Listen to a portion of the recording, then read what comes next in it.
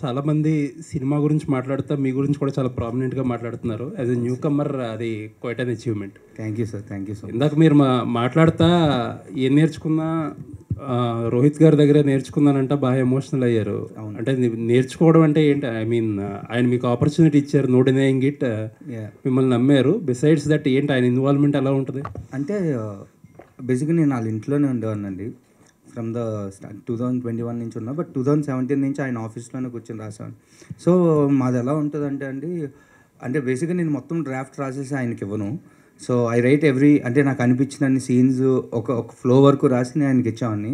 So use to correct me if I'm wrong everywhere. So మా process of writing అంతా అలాగే ఉండేది. Plus స్క్రిప్ట్కి evolve అండి. సో నేను ఫస్ట్ రోహిత్ గారి దగ్గరికి 2017లో తీసుకెళ్ళినప్పుడు ఆ స్క్రిప్ట్ ఇప్పుడు నేను చదువుకుంటే నేనే మీరే నన్ను పంపించాడు ఇంటికి. ఈరోజు ఎవరైతే మాట్లాడుతున్నారో యూఎస్ వెళ్ళిపో బాబాయ్ అక్కడే పని చేసుకునేవాళ్ళు. సో బేసిక్గా అక్కడి నుంచి he made me learn, he made me watch lot of films which I didn't watch. ఎలా రాయాలి ఏంటి, ఎంత షార్ట్గా చెప్తే అంత బెటర్ రాయాలి. So he made me learn cinema అండి. సో అందుకే I'm more emotionally attached to him and is like my brother. అంటే ఇంకేం చెప్తానండి, అది ఏం నేర్పించారంటే ఏం చెప్తే దగ్గరుండి ఆయనే చెప్పేవాళ్ళు ఏమేమి తప్పులు ఉన్నాయి, ఎలా చేయొచ్చు, how can I improve more. So అలా. నైస్ అండి, all the best. Thank you. Rohit గారు హాయ్ అండి. రోహిత్ గారు కెరీర్ ఫస్ట్ నుంచి కూడా ఒక గుడ్ విల్ క్రియేట్ చేసుకుంటూ వచ్చారు. సినిమాలు ఏదో డిఫరెంట్గా ట్రై చేస్తాడు, మరీ మోనోటోనీగా వెళ్ళడని చెప్పి ఒక గుడ్ విల్ క్రియేట్ చేసుకున్నారు. లుక్స్ లైక్ ఆ గుడ్ విల్ మళ్ళీ బ్యాక్ వచ్చిందని అనుకుంటారు. రిగార్డ్లెస్ ఈ సినిమా ఎక్కడికన్నా వెళ్ళినా ఉండి ఇటు నుంచి రోహిత్ ఒక మంచి సినిమా మంచి డైరెక్షన్లోనే వెళ్తాడనే ఒక ఫీలర్ క్రియేట్ చేశారు మళ్ళీ ఆడియన్స్లో. And I believe that Rohit నిజంగా సినిమాలోకి ఇన్వెస్ట్ చేసుకుని, I mean invest in the sense involve అయ్యి ట్రావెల్ అయితే కొంచెం మీ స్టైల్లో జనాలు మీ నుంచి ఎక్స్పెక్ట్ చేసే కథలు వస్తాయని అనుకుంటున్నాను. డెఫినెట్గా అండి. ఎందుకంటే నేను చెప్పాను కదండి, బేసిక్గా బ్రేక్ తీసుకోవడానికి కారణం మొనోటనీ వచ్చింది చేసే విధానాల్లో అని. సో డెఫినెట్గా ఏంటంటే I'm trying to evolve as a person in regarding to scripts. So ఖచ్చితంగా ఏంటి అంటే this is the beginning, there are much more different scripts which we want try. So let's see. This was like a very lighter film. So whatever we wanted to tell డెఫినెట్గా మేము చెప్పామని అనుకుంటున్నానండి. All the best అండి, looking forward for more. Venky garu sir, writing పరంగా మీకు చాలా మంచి approach వచ్చింది. Thank you. నేను చాలామందిని అడిగితే వాళ్ళు చెప్పారు ఏంటంటే త్రివిక్రమ్ టింజ్ కనిపించింది ఈ అబ్బాయిలో అన్నారు. ఆయన స్ఫూర్తిగానే, ఆయన ప్రభావంగానే ఎంతవరకు? I'm blessed sir. యాక్చువల్లీ అలాంటి ట్యాగ్ రావడం నేను చాలా రెస్పాన్సిబిలిటీ ఇలా ఉంది అది. అఫ్కోర్స్ సార్, అంటే త్రివిక్రమ్ గారు చిన్నప్పటి నుంచి నువ్వే ఇంకా మల్లేశ్వరి. సో ఆయన క్లాసిక్స్ ఉన్నాయి సార్. ఆయనలాగా డెఫినెట్గా ఎప్పటికీ రాయలేనేమో. But I'm very happy when people are saying Trivikram గారి డైలాగ్స్లో ఒకప్పుడు త్రివిక్రమ్ గారి డైలాగ్స్లో ఉన్నాయన్న అంటే అఫ్కోర్స్ బ్లష్ అవుతాం కదా సార్, ఇంకేం చెప్తాం. అంటే దానిలో ఇంక నేను దాని నుంచి ఏం ఎదుర్కొంటాను, సరే నెక్స్ట్ నుంచి ఇంకా బాగా రాయాలనుకుంటాను తప్ప ఇంకా దాని నుంచి. Actually I'm the one who said అండి, 2 years బ్యాక్ చెప్పాను. చాలా తిన్నర్చున్న కాన్సెప్ట్ ఇది సార్. ఏమవుద్దో తెలియదు, ఎలా రిసీవ్ చేసుకుంటారో అర్థం కాదు. అవును సార్. ఒకవేళ చాలా అవేగా వెళ్ళి ఆలోచిస్తే మాత్రం మీరు చెప్పదలుచుకున్న పాయింట్ అంతా అబాస్పాలే ప్రమాదం ఉంది. దాని నుంచి తప్పించుకోవడానికి మీరు ఎంచుకున్న మార్గం ఏంటో? హానెస్ట్గా ఉండమే సార్ స్క్రిప్ట్కి, అంతే. అంటే ఈజీ రూట్స్ ఎత్తుక్కోలేదు. సో అంటే కొన్నిసార్లు స్క్రిప్ట్తో విల్ బీ లక్కీ సార్. ఏదో రాసినప్పుడు ఫ్లో మంచిగా వస్తుంది, కుదిరేస్తుంది అంతే. So that is my luck. కొంచెం ఫోకస్ ఏంటంటే మీరు అన్న ఎడ్జ్ని దాటకుండా ఎలా చూసుకోవాలనే దాని మీద పెట్టారు. రెసిపీ కుదిరిపోయింది మీకు, అంతే సార్. అది ఎలా ఉండారు అన్నది మీకు అర్థం కాలేదు. రోహిత్ గారు సార్, మీరు ఈ కథ గురించి కానీ సినిమా గురించి ఎప్పుడు చెప్పినా కొన్ని సందర్భాల్లో సామాజిక వర్గంతో కంపేర్ చేసేవారు. తీరా చూస్తే రెండు ఒకేలాంటి, అంటే దాదాపుగా ఇంటర్వెల్ బ్యాంక్ దగ్గర ఒక చిన్న షాకింగ్ ఎలిమెంట్ చేస్తున్నప్పుడు మీకు అంటే సామాజిక వర్గం కన్నా ముందే ఇలాంటి ఐడియా మీ దగ్గరకు వచ్చినప్పుడు ఇది ఎలా పే ఆఫ్ అవుద్ది, ఇది ఏమైనా రిస్కీ పాయింట్ అని అన్న మైండ్ సెట్ ఏమైనా అన్న భయం ఏమైనా ఉందా? ఫస్ట్ ఇనీషియల్గా ఐడియా చెప్పినప్పుడు ఆ కంగారు ఉండిందండి. బట్ ఒకసారి ట్రీట్మెంట్ రాసిన తర్వాత వీ వర్ కాన్ఫిడెంట్. యాక్చువల్గా చెప్పాలంటే సామాజిక వర్గం ఐడియా, ఎందుకంటే విష్ణు నాకు బాగా క్లోజ్ ఫ్రెండ్. సో విష్ణు ఒకరోజు ఐడియా చెప్పకముందే ఈ ఐడియా ఉన్నది. ఆల్మోస్ట్ స్క్రిప్ట్ వర్క్ జరుగుతోంది. సో ఆ టైంకే వీ స్టార్టెడ్ రైటింగ్ అండి. బట్ ఏంటి అంటే వీ నో ఈవెన్ బట్ ఏంటంటే we wanted to round of everything properly and చాలా తినేజ్ అండి. సామాజిక వర్గంలో అయినా ఇంకా చిన్న లెవరేజ్ ఉంటుంది, యూ కెన్ గో కొంచెం వెళ్ళొచ్చు, దీంట్లో వెళ్ళడానికి లేదు. So you need to round of characters properly and even ఒక చిన్న లుక్ రాంగ్ ఇచ్చినా మొత్తం బూత్ అయిపోద్ది ఇది. So we are like very conscious while writing and shooting also. అందుకే ఏంటంటే ఏ క్యారెక్టర్ అయినా సరే ఆ క్యారెక్టర్ లోపలే ఉంచాల్సి వచ్చింది. సో ఇప్పుడు సత్యపాపం చాలా చేశాడు, ఇలా చేయను అని ఇంకా అడిగాడు, అడితే చేయించి ఉండొచ్చు కూడా.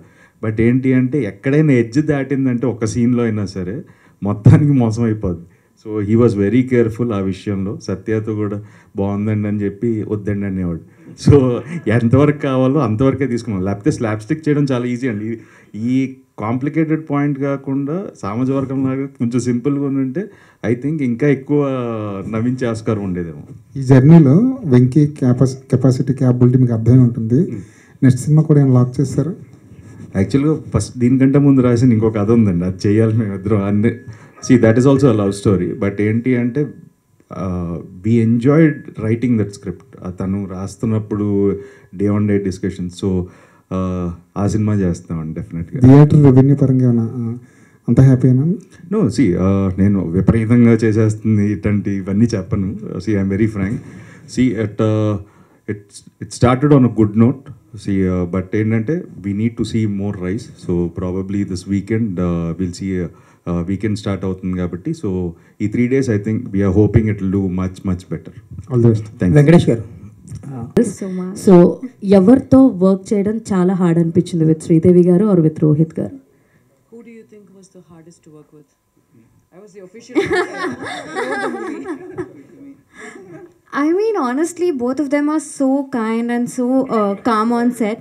It wasn't really difficult to work with any of them, but I would say the most of the scenes I had with Sir.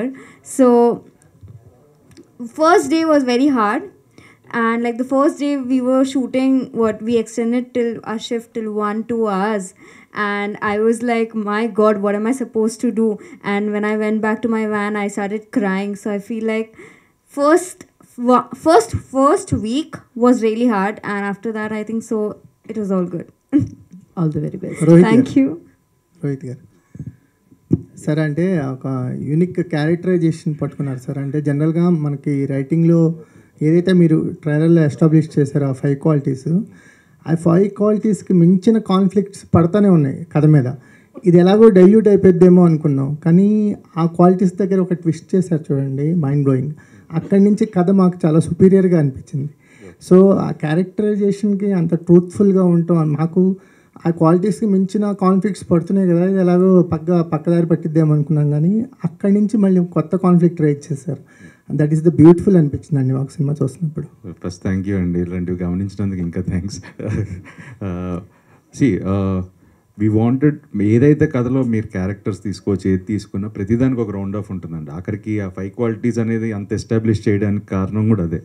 బేసిక్గా ఏంటి అంటే నేను కొన్ని ఇంటర్వ్యూస్లో కూడా చెప్పాను, ఏంటి అంటే ఇవాళ ఉన్నట్టు మనం ఇంకో సంవత్సరం తర్వాత ఆ క్వాలిటీస్ ఉండవు మనలో. సో మారుతూనే ఉంటాం, we evolve as a person.